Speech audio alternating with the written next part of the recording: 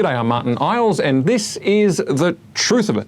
And today's episode is dedicated to being something of a wake-up call. And to that end, it's quite sober. It is at times fairly confronting. It has to be. Actually, the truth is, it's realistic, and probably that's the best way to put it. In recent days, I have said a lot of things about the change in suppression conversion practices prohibition bill 2020, which is before the Victorian Parliament right now. The Andrews government has introduced it. I have said that, for example, it is the biggest attack on religious freedom, and I think freedom of speech, that this country has ever seen. I've said that it would make the Soviets blush.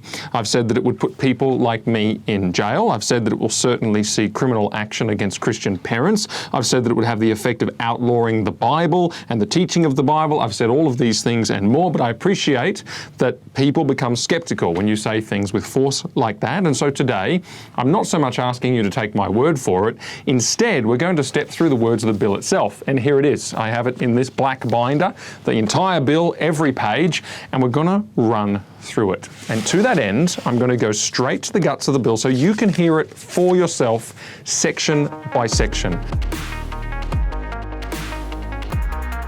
And section 5 is the key one, meaning of change or suppression practice. The bill is the Change and Suppression Practices Prohibition Bill. So what is it prohibiting? A change and suppression practice. Here's the meaning of that phrase. And it says this: in this act, a change or suppression practice means a practice or conduct directed towards a person, whether with or without the person's consent, for the purpose of, or it says on the basis of their sexual orientation, gender identity, and for the purpose of, 1, changing or suppressing the sexual orientation or gender identity of the person, or 2, inducing the person to change or suppress their sexual orientation or gender identity. So let's step that out. Firstly, the Act bans conduct, so practice or conduct.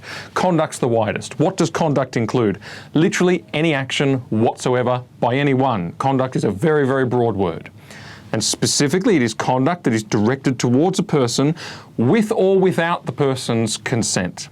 So in other words, it makes no difference if somebody requests it. A person cannot voluntarily seek out the things that this bill prohibits, and you cannot respond to them if they do. Now, it goes on from there to specifically say for the purpose of those things, changing or suppressing or inducing the person to change or suppress. Okay, we're going to go through some case studies and see if they satisfy those criteria in just a minute, but let me make some further observations. The very next section, 5.2, makes it very, very clear that this is a one-way street. This bill does not apply to any conduct that seeks to change or induce a change to a homosexual orientation or to a transgender identity. It doesn't apply to assisting a person to transition in those directions. It doesn't apply to conduct that is pro-LGBT. It only applies to conduct that is of a Christian view on these matters. That's clear. It's ideological. It's imbalanced. Section 5.3, which follows again, gives some specific examples of conduct that definitely is included in that definition that I just read out before. And it says that, conduct includes but isn't limited to. So it's just giving some examples, and it's making the point there's lots of others. But in these some examples that it gives, I draw your attention to this. It includes carrying out a religious practice, including but not limited to a prayer-based practice. Religion and prayer is specifically included as an example of prohibited illegal conduct under this definition. Also, it says it includes, but isn't limited to, giving a person a referral for the purposes of a change or suppression practice being directed to the person. So, in other words, if you say, go and speak to Joe, go and speak to Bob, go and speak to someone who's had a similar experience to you or been on a similar journey, no, that also is criminal. That also is prohibited. You cannot refer them on to somebody else. The explanatory notes of the bill actually go further, and they say that it is intended to capture a broad range of conducts. They're emphasising breadth, and the objects clause of the bill in section 3 is the same. They emphasise the breadth. It says including informal practices and including conversations with a community leader that encourage change or suppression. So a conversation about celibacy, right? Suppression. This is intended to include all of that stuff. really wide. I mentioned the objects clause. It actually says that the bill's purpose, among other things, includes making sure that LGBT people feel welcome and valued in Victoria and are able to live authentically and with pride. So anything that can be seen as derogating from that pride standard and that welcoming and valued standard, so total affirmation of everything, falls short within the objects clause of this bill. In other words, it's outside. In other words, the bill is intended to capture it and make it unlawful. Now, Section 8 of the bill, which follows from the other sections I've just been reading, makes this important point. A lot of people say, well, I'm glad I'm not in Victoria. Oh, Victoria, at it again. Not so fast. Section 8 is titled Extraterritorial Application. This section applies if a person engages in conduct outside Victoria. This Act has effect in relation to that conduct as if it had been engaged wholly within Victoria if a significant part of the conduct occurs in Victoria, or the conduct occurred wholly outside Victoria, but the effects of the conduct occurred wholly or partly in Victoria. So people in Sydney, people in Perth, people in Oodnadatta, people in Alice Springs, people on the Sunshine Coast, I can tell you this, if you say something that is heard or consumed, like content on the internet or whatever, by people who are in Victoria, or you're doing things that someone in Victoria encounters, hears, or comes into contact with, you too are doing something illegal under the terms of this Act. This is not just about Victoria. That's really important to get straight. This has national implication. That's why I said I don't live in Victoria. I said this bill would send people like me to jail. I mean that. I live outside Victoria. But this clause means that this very video, going into Victorian listeners is a big problem for me under the terms of this bill. Now, I want to go back to the definition I read out before and just quickly see whether we can actually do a case study. For example, let's take a pastor. Let's call him Jim. Let's say that he's just preached a sermon on Christian marriage, and within it, that was a discussion of Christian sexual ethics and saying, you should abstain outside of marriage. Marriage is one man, one woman. The homosexual option is not God's plan. It's not right. They read from Ephesians 5. They read from Romans 1, etc. Totally bog standard sermon on the issue. A new member of the church, and let's call him Adrian, approaches Pastor Jim afterwards and tells Pastor Jim that he sometimes feels attracted to other men, but that he really wants, first and foremost, to follow God's will for his life. He wants actually to be married to a woman, to be a family man one day. He asks if Pastor Jim would pray for him. Pastor Jim puts his hand on Adrian's shoulder, says a prayer, assures Adrian that he's available for any support he needs, and affirms that what he is seeking to do is a very good thing. First, was it conduct? Remember the definition? Was it conduct? Of course it was. In fact, it was one of those conducts, is that a word? One of those actions was conduct specifically named within the bill. Prayer, as an example, if you recall. Second, was it directed towards a person? Of course it was. Third, was it on the basis of that person's sexual orientation or gender identity? Yes, arguable in the first, definitely in the second. But I think in the first, very arguable, because the sermon was partly about that issue. Fourth, was it for the purpose of inducing a person to change or suppress their sexual orientation or gender identity? Well, yes, it was. I mean, Pastor Jim is hoping that the things he's saying will be taken seriously. Pastor Jim is hoping that he's teaching people to do the right thing. And that's what he wants the outcome to be. Of course it was for that reason. And he says, God's will is this. God's approval rests on this kind of behaviour. There you go. He's inducing someone to heteronormative living. Fifth, does it matter that it was with Andrew's consent? Does it matter that Adrian, I'm getting my names mixed up. Does it matter that it was with Adrian's consent or that Adrian requested it? Makes no difference. Remember, it said conduct with or without the person's consent. The sermon alone satisfies the criteria. The prayer alone satisfies the criteria. That is potential criminality, that is illegal conduct under the specific terms of this bill that I just read to you. It's straightforward, it's not complex, it's not unclear, it's not in doubt. That's what the bill says. Or take this alternative scenario. What if the sermon was delivered in Sydney? What if Pastor Jim lives in Sydney? And what if he posts his sermons online? And Adrian discovers this sermon on the church website and he's living in Melbourne. Or maybe he had an email exchange with Pastor Jim rather than a conversation. Pastor Jim's actions are still illegal. Pastor Jim is still captured under this bill. Doesn't matter where he lives. It could have been from Darwin. Doesn't matter. Or what about this alternative scenario? What if Pastor Jim said to Andrew, This just isn't my area. I don't know a lot about it. I know what the Bible says, but in terms of specific support, I actually know a guy who's been on the same journey as you, and maybe he'd be helpful. Here's his email address. Again, doesn't matter whether he did that by email from another city or whether he did it in person in Victoria. Again, it's prohibited conduct. In fact, it's one of the specifically listed examples of prohibited conduct under this bill. This is the summary. Sermons and prayers are illegal. They could indeed be criminal. They could result in jail. Sure, the Bible itself induces a person to change their sexual orientation or gender identity. That's what it says. It says, hey, there's sanctification in the Christian life, and this is what happens. This is the kind of change, 1 Corinthians 6.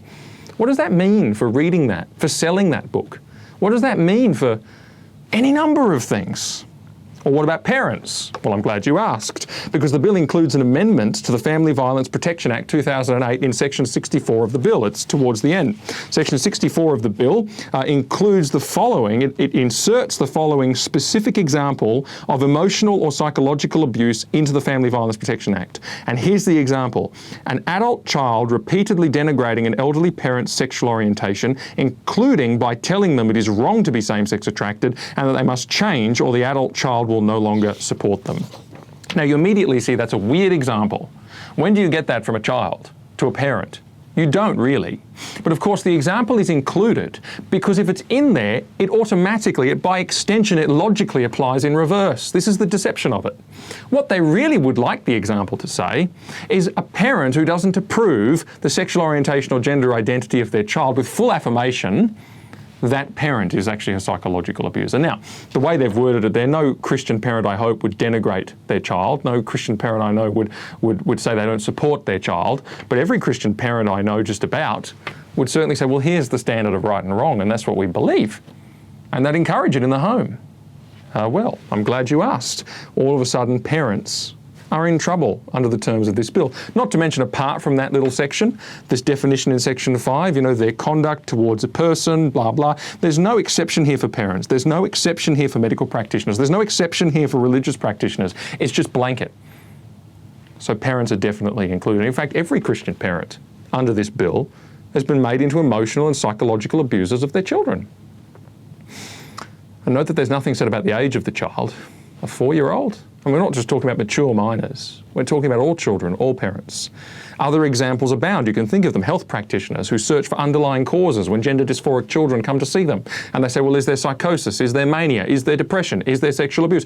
Maybe actually in your case, I don't think that full affirmation is the right way to go. I think there's a good chance you'll grow out of this. The statistics say that there are a good chance that you'll grow out of this. You wouldn't want to do irreversible life-changing surgery at your age or hormones at your age, which cannot be reversed. You wouldn't want to do that.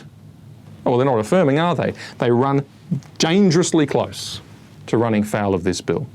Or ex-LGBT people who offer support to other ex-LGBT people. There's plenty of those people. In fact, this bill erases a whole class of LGBT people by telling them that the state knows better than they do, because there's a whole class who say, well, actually, I'm a Christian first, or I'm a person of faith first, and that's more important to me, and I want to live that way. Well, this bill says, no, you can't get any help about that, and you can't be taught that. You can't get what you want. It doesn't matter if it's voluntary, it's all wrong. They erase that class of people, this bill does, and pretends they don't exist, and they do exist. There's a lot of them. Christian schools, codes of conduct and behavioural standards, or a youth group's code of conduct and behavioural standards. Is that inducing someone to change? Probably, because they're saying, well, you can have membership here, you can attend this school, you can go to this youth group, if you abide by this code of conduct. Well, that's a problem, potentially, isn't it? The prohibition extends actually to ideas of abstinence and celibacy, because that's suppression, not allowing them to fully live out their sexual persuasions. This extends to the things that I've said in my videos about Christian teaching on the subject. And that's not even the end, worryingly, and I don't know whether this would ever end up in court, but it's a possibility under the terms of this bill, because the definition of sexual orientation is such that it includes heterosexual people. So suppressing heterosexual conduct, as in with celibacy, abstinence and this kind of thing, is that running foul of the bill? On the strict terms of that definition, it looks likely. Now, I don't know if that would ever be brought as a case, but it just shows how unbelievably broad the bill actually is. Every conversation on this subject is affected, even private conversations, even consensual conversations. Every action done in relation to this subject, every Bible verse about this subject, every Christian institution with a code of conduct, every counsellor, doctor, teacher, pastor, parent, foster carer, every average Joe is affected by this. Every conversation, every written word, every book, every website, every parent, every leader, every friend, every author, all are affected by this. And by the way, what this bill does is it makes crimes and it puts in place fines and criminal penalties, sections 10 and 11. Section 10 is the first offence that is set up by this bill. And what it says is that if you do these things and it causes serious injury, then you are going to jail for 10 years or you're being fined $200,000. Or Section 11 says if you do these things and it causes injury, not serious injury, but injury, then you can go to jail for 5 years and receive a $100,000 fine, or in both cases, both of those things can happen. You can go to jail and be fined in both cases. Now, this is where apologists for the bill will say that I'm being alarmist, because for jail terms to result, for this kind of punishment to result, there needs to be injury. Injury. But I want to make this important point. What is injury? According to Section 4 of this bill in the definitions, injury has the same meaning as that in the Crimes Act, which includes temporary injury, so it includes temporary stuff that doesn't last, and it includes harm to mental health on a temporary basis. Now, there will be no problem whatsoever getting a rainbow flag waving counsellor or a shrink of some kind to say that somebody's anguish over their LGBT identification has been exacerbated by something said in a church, or a prayer prayed by a person, or a rule laid down by a parent, or a line in a book, or a course of treatment from a medical professional, or something that they were told by a friend, or an advertisement for counselling support or anything else. There'll be no problem finding that. To get somebody who is in a professional capacity in the medical profession to say, yes, this caused temporary mental injury or contributed to temporary mental injury in my client, in my patient. And straight away you blow open the whole suite of criminal sanctions that this bill outlines. But it's not just that, you know. Last point I'll make is this. Jail does not have to be involved. The bill empowers the ideologues and the Equal Opportunity Commission to investigate, sections 34 and 35, to demand the production of information or documents, section 36, to impose remedies on people and organisations, section 32 and 33. It permits the Commission to refer matters to the police, section 29. Of course, these are criminal offences, so you'd imagine. It permits anyone at all to complain, whether or not they're affected, section 24. It permits their identity to remain secret, section 40, and the content of their complaint to remain secret, section 41. You can also be summoned to the Commission and made to give an answer for yourself, section 37. You can be forced into a legally binding agreement of pretty much any kind to remedy or make reparation for the things that you do in Division 4. So this will result in stressful, protracted investigations, which could involve, honestly, police knocking at your door, which could involve you being forced to give up whatever documents the Commission wants, whatever information the Commission wants from you, which will be conducted with the threat of jail hanging over your head and which can be done in secret. And that will be one of the real weapons of this bill. In fact, they are empowered to produce educational materials. And I forgot to include here, actually, there's a section there that says they can re-educate. So they can come and try and re-educate you. I mean, like I said at the start, this would make the Soviets blush. And like I said at the start, don't take my word for it. I have substantially read to you from this bill to show you what it says. I'm not kidding. There it is. Welcome to Daniel Andrews Victoria. And now, given that it has extra outside of the state application, welcome to Daniel Andrews Australia. This bill needs to be fought with everything we've got. We're not making it up. That was, in fact, the truth of it about the Change and Suppression Conversion Practices Prohibition Bill 2020. All right, next up, I've been talking to you about the Victorian bill, which is banning so-called conversion therapy, and just to see why that is such a tremendous problem, go back and watch section 1 of this episode on the bill and find out for yourself what the bill says. I just walked it through. It's hair-raising. It would indeed make the Soviets blush. But I'm not done with the subject. I want to make another segment here, and I want to give you 2 real-life examples. 2 real-life examples of people who stand to lose more than words can say if this bill passes. And you're going to see what I mean. The first one actually came from a friend of mine who is a former transgender person.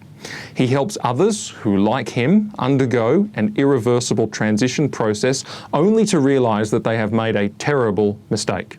And he helps people who are at their very lowest and at their very loneliest. He's a tremendous man, and he's got amazing friends because of the work that he has done. And he forwarded to me just the other day one of the hundreds and hundreds of emails that he receives continually from people who are in this awful situation. And I want to say this, brace yourselves. This is not easy reading. I can't read it all because it is simply too graphic at times.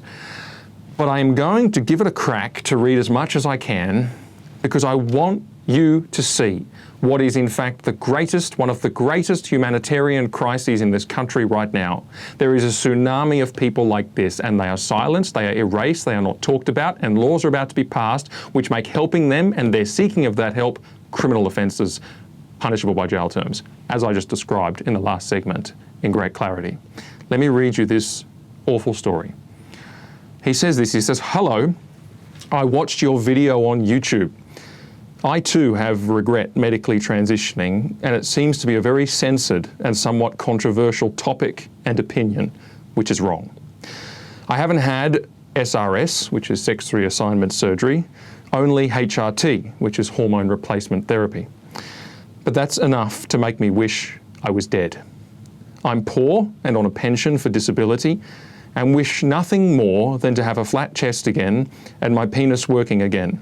My sex drive is gone, and so is my confidence. I mentioned I'm on a pension because I desperately want breast removal surgery so bad it's not funny, but can't afford it. I'm trying to find a way to get funding for it here in Australia to prevent me doing it myself." Now, I don't know if I mentioned this is a young man who has gone on the hormone therapy to transition to become a woman. But I can't afford it. I'm trying to find a way to get funding here in Australia to prevent me from doing it myself. I'm seriously going to cut my rib sides with a scalpel and tear my breast tissue out if I can't get help, and then stitch it back up with fishing twine. My name is Andy. That's not actually his name, but we'll go with it. By the way, I'm 26 and I've been on potent birth control pills and have serious regret. I can't look at myself without an extra large t-shirt. Even with that, it's still hard. I feel like a human mannequin. It's warped what I'm going through. The reason behind it is that since young, I always wanted a girlfriend and got rejected and rejected and rejected. So I decided to turn myself into my own girlfriend. And now that I'm not gay or ugly, I could get a girlfriend, but they are put off by my past transgenderism. SRS, that's sex reassignment surgery, remember, should be illegal. It's torture, I imagine, and lab-made hormones only destroyed my body. I hate what I've done to myself and can't find a gram of support anywhere and need someone to talk to. I'm being called a transphobe, totally shunned by the LGBT community. I'm straight anyway, so I don't care, like whatever." Now, I'm going to skip a bit here. It's just too explicit. He talks about his physiology. It's dreadful, but I just can't read it. He continues, "I want my body back. All I needed was to be skinny, which I got weight dysmorphia mixed up with gender. I'm skinny now, and that makes me happy at least. I need to know there is light at the end of the tunnel, and I'm not stuck like this forever. Doctors are evil, and the whole world is going along with this nonsense. I don't deserve this. Nobody does. What can I do to get my body back? This was a big mistake. How will I find a wife? I'm completely sterile and no fertility whatsoever. No counsellors to talk to. I'm an inch away from ending my life and need to reach out. I was 21 when I started HRT and regret nothing more. I cry every night to Suicide Helpline, but it isn't enough. I want these breasts gone and my genitals to work again. I've ruined my life over a stupid decision made by a stupid young adult, me. I had no idea what I was signing up for. I would really appreciate your reply or any kind words on the matter. I feel sorry for anyone going through this mess, which will be millions, by the way. The world is going. Anyways, I appreciate your good work. Keep going with it, as it will help a lot of people. Anyway, take care." That young man is an Australian. He is here, now, living among us. He is one of thousands who have contacted my friend on this matter. He is part of the great tsunami of young people called transgender regretters. I recently received a message myself from a woman who works on a mental health and suicide helpline, and she said that she gets calls like this fairly often. If the Andrews government passes this bill, which is likely, then even her support, that lady on the phone, of a young man like Andy, who I just read out, will be illegal on threat of prison. My friend who sent me this email, who helps these people by the truckload and is a wonderful person, will be threatened with 10 years in jail even for advertising his service. If this is not pure evil, then nothing is. Notice that this story was from someone who had only been on hormone therapy. I fear sometimes we think that hormone therapy is a minor evil. It is a very great one. It is an irreversible therapy.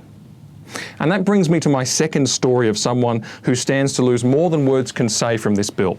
And this was reported this last week by Bernard Lane in The Australian. It's an Australian mother and father who had their 15-year-old child removed from their custody by child protection authorities because they would not consent to her receiving hormone therapy. And you can see why after I read that. The Lane reports that the parents favour instead non-invasive psychotherapy for their child, saying that they believe factors other than gender, including loss of friends, lack of social skills and a difficult start to puberty, may explain the mental and emotional distress. By the way, they are her parents. They are probably best placed than anyone to make that judgment and to know that. But the child was put under a protection order by authorities who judged that the parents were abusive for failing to embrace her self-declared gender identity to the extent of permitting hormone therapy. And a judge, that is an agent of a state, will be asked to approve the hormone therapy soon, whilst both parents remain opposed, and the lawyer to make this happen will be supplied by state-funded legal aid. In an affidavit, a child protection worker noted that the parents hold Protestant Christian views, but the parents say that they didn't know about their daughter's feelings or that she was suicidal because it played out online in pro-transgender Facebook groups. Now, this is really common. I've learned about this from other parents who had similar difficulties, where they say their kids have these activists come into the school, do great presentations to them and do a whole lot of great PR about how good it is to be trans, and then they go away, and what do the kids do? They follow them on Facebook, they join the Facebook groups, and they start talking in the groups apart from their parents, and they get pulled away. And that, I've heard this story a few times, and I'm just hearing it again here in the Australian newspaper in relation to this case, and that's what the parents say happened in this case. And she went to the emergency department, and a day after arrival there was a sign on her room declaring a new male name in her local children's hospital. When the mother asked to talk to the teenager, she said that the nurse forgot to mute the phone and asked her daughter, "Will they use your correct pronouns?" My daughter said, "No, I don't think so." And then the nurse said, "Oh, then you don't want to speak to them. What should I tell them?" Doesn't that make your blood boil? Who does she think she is? Unreal. Now, the gender clinic at this children's hospital in question has seen more than a 700% increase in patients in 5 years. And a nurse at the hospital told the father that she could not think of a single case in which a child was rejected for treatment. This is ideology. And it's, as I said, causing the tsunami of people like Andy, whose story I read just a moment ago. And I say again, Daniel Andrews is seeking to pass laws that will make these parents not just psychological abusers, but jailable criminals. And meanwhile, the gender-affirming medical establishment and their colleagues, and by the way, it's not all doctors, there's a huge undercurrent of dissent on this, but they're afraid to speak because the medical board will come after them. Meanwhile, they're protected. The medical establishment who push this stuff. Do you know, I believe that the transgender issue is one of the very greatest humanitarian crises of our day. Children's lives are being totally and completely destroyed en masse over something for which there is no scientific evidence and which remains the subject of much debate. And the law is starting to criminalise dissent. It is starting to criminalise dissent to such a degree that many of us are facing the prospect of jail. And yet it's interesting to me to observe silence on this issue. A few have spoken, and I'm very grateful for that, and I think that's great. And full credit to those, but many have shut their mouths. There are organisations in this country who claim that they stand for freedoms and exist to protect freedoms. And this is the moment that they were established to prevent, and yet they are too terrified so far to say a word. There are Christian leaders as well, and many Christian leaders have done a great job, and I'm not against Christian leaders, don't get me wrong, but many who haven't said a word, too concerned about being liked, too asleep to say things. And, you know, I'm very grateful to the small number that have, but I think it's timely that we remember something. Silence speaks volumes. A friend of mine told me on the phone this week, silence speaks volumes, and he referred me to this very important scripture in 1 Kings 18:21. It says this, Elijah went up to the people and said, how much longer will it take you to make up your minds? If the Lord is God, worship him. But if Baal is God, worship him. But the people didn't say a word. Silence in that case spoke volumes. And I am afraid that the silence today speaks volumes. Choose who you will serve, the God of LGBT, or submitting to their fear and submitting to their reign of what they do, which is suppress and to silence and all the rest of it. Are you going to submit to that, or are you going to do something greater and do the right thing? This is a crucial, crucial moment. I say again, silence speaks volumes. If you're an ACL supporter, please don't be silent. Please make those phone calls to the offices of your local MPs and be heard. Tell your friends about this and make sure that they are not ignorant. And please pray. These are strange and worrying times. And to the Andes of this world, whose story that I read, and maybe one or two might find this video and listen. There's a tremendous couple of scriptures in Isaiah chapter 56. I just want to read them. This is what the Lord says. Guard justice and do righteousness, for my salvation is about to come, and my righteousness to be revealed. Let not the foreigner who has joined himself to the Lord say, the Lord will certainly separate me from his people. Nor let the eunuch say, behold, I am a dry tree. A eunuch was a person who was castrated, and there's great parallels, obviously, with the transgender situation and certainly Andy's situation. Let him not say, behold, I'm a dry tree. For this is what the Lord says, to the eunuchs who choose what pleases me and hold firmly to my covenant, to them I will give in my house and within my walls a memorial and a name better than that of sons and daughters. I will give them an everlasting name, which will never be eliminated. And what that's saying is this. God has always been intensely interested in the Andes of this world. Those who have been wronged, those who have been marginalised, those who have frankly been abused, and he's always had a place for them in his kingdom. And he's always had open arms for people like that. And all of us, in our own small way, are prodigals, so to speak, who've turned and gone and lost our way. Some people have had terrible wrong done to them in the process, and here is one example, and my heart goes out to Andy, and I want to say, he will give you an inheritance that is better than sons and daughters, and the world may not welcome these kinds of people and may not have a place for them or may not seek to help them, but God does. And God has said there is something eternal and everlasting in his kingdom for such people. That was the truth about the transgender issue and some compelling examples of what it is that's at stake if this law in Victoria passes. Finally, I want to deal quickly with one subject. I'm aware that this whole episode has been so tough and it's been so realistic and it's been quite gritty and it's been quite dark to see what's going on. So I want to finish with this really important point. I guess it's reflective of the fact that, look, the darkness of this whole thing is reflective of the fact that it's been a heavy week. It's been a heavy week for me. I have a high tolerance for this sort of thing, but I confess that I've been feeling weighed down as I consider what's going on. And I've actually been mulling the likelihood that a bill will soon pass in Victoria that would see me potentially serving a jail time. I'm not saying it would happen to me, and they'd go after others first, I think. But there is a push to make these sorts of laws national. Amnesty International is out there now saying this should happen all over Australia. This is great. It's just incredible. And I sit there and I think, wow, things are really changing. What does the future hold for me? What does the future hold for Christians? I don't live in Victoria. That law reaches across states, but national reach is also on the way. The numbers in the Parliament don't look great, I've got to say. It may well pass. We pray that it won't. It doesn't mean we won't pray and we won't strive to oppose it, and we are in every way possible. But it's possible that it will pass. It's not unconstitutional. It won't be struck down. The Australian Constitution doesn't work that way. And also the other thing that strikes me is that Daniel Andrews just doesn't listen to anybody ever. He doesn't even acknowledge letters from church leaders. He just doesn't listen to anyone for anything, especially not people from the classical or Orthodox Christian side of the fence.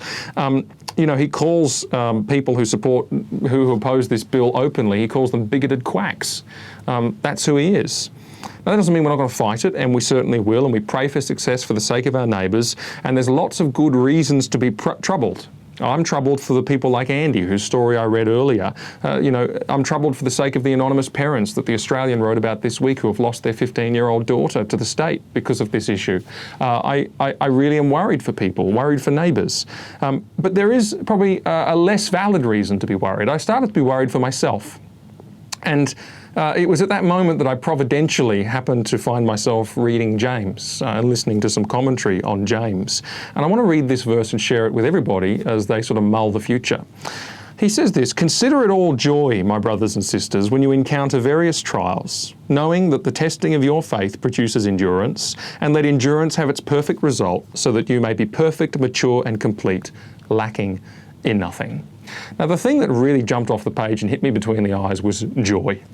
Count it all joy, he says, right at the point when I was feeling kind of down. Really? Joy? I mean, is that just fake? Is that just hyping yourself up? Is that living in denial? Well, maybe not.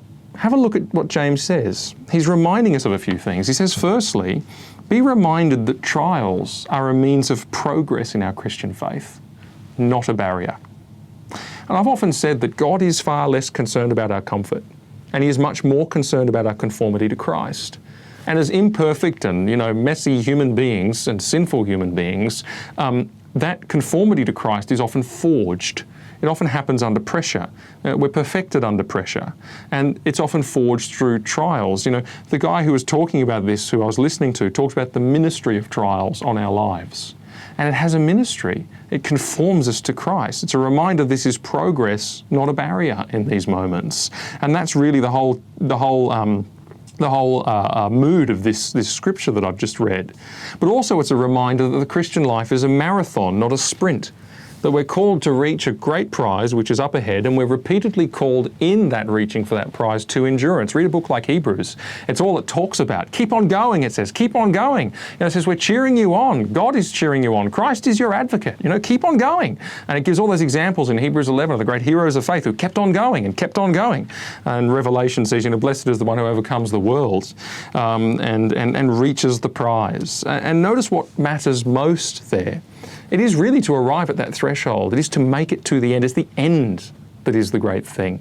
The process is something else, but the end is where we're headed. And, in Scripture elsewhere, Jesus himself talks about those words, well done, good and faithful servant. That's really the high calling of the Christian. And that's why the metaphors of being an athlete and enduring, or the metaphor of being, a soldier and standing on the battlefield and that. It's this endurance thing. So the Christian life's a marathon and not a sprint. And also it's a reminder of this. God needs, in generations like this, he needs mature Christians. And you notice in that scripture, what's it all about? So that you may be perfect, mature and complete, lacking nothing. This is our progress to maturity. And he needs mature Christians. He needs godly people of great courage and great conviction, people who will serve God first and not pander to the wills of men and women. And submitting to the ministry of trials on your life makes you mature. It makes us mature as we need to be, and better suited to God's use, the Master's use. Then the subsequent verses remind us that God not only allows these trials to come, but he provides the resources that we need to handle them when they do. As it goes on, it says, if you lack wisdom, pray, and God will give it to you. And I want to just finish on this sobering question, just to reflect on it. It really spoke to me, I've got to say. What is it that makes us rejoice? Not to say we don't be realistic. Of course we be realistic. But at the same time, what is there in the background, fundamentally at the base of everything, that makes us rejoice, that makes us hopeful, that gives us that sense of joy? Is it the prospect of worldly ease? We've become used to that. Or is it the prospect of Christian maturity? Is that what makes us rejoice? Is it our experience of this material life? Or is it our experience of eternal life? And I don't just mean eternal life future, although that's the biggest part of it, but eternal life has started now. Everyone who has new life in Jesus has eternal life now. Is it the experience of that life that makes us rejoice, and the enriched experience of that life? Because that really should be the foundation of our joy, that we are in Christ, being changed and liberated from sin to Christian maturity, as this scripture said. What a great blessing, that you might be perfect, mature and complete, to endure to that stage. Or Is it joy as well that we have eternal life, an experience, as I said, which begins now? We're already, as Ephesians says, seated in heavenly places in Christ, but that we will experience that more fully on a day to come in the next life. James's instruction to rejoice, you see, is not manufactured, it's not fake. It is a candid assessment of real reality. And I thought that was food for thought. It certainly spoke to me in what was a week in which I had to confront some real challenges, and yet James says, count it joy. So I'll leave that with you. I'm Martyn, and that was the truth of it. Hey, one more thing. You know, I've been looking at the metrics and I figured out something. You guys are watching the videos and not subscribing. So please help us out a great deal by hitting the like button and then hitting subscribe, hitting the bell as well so you get the notifications. It helps us out a really great deal, and you can click here to see more videos.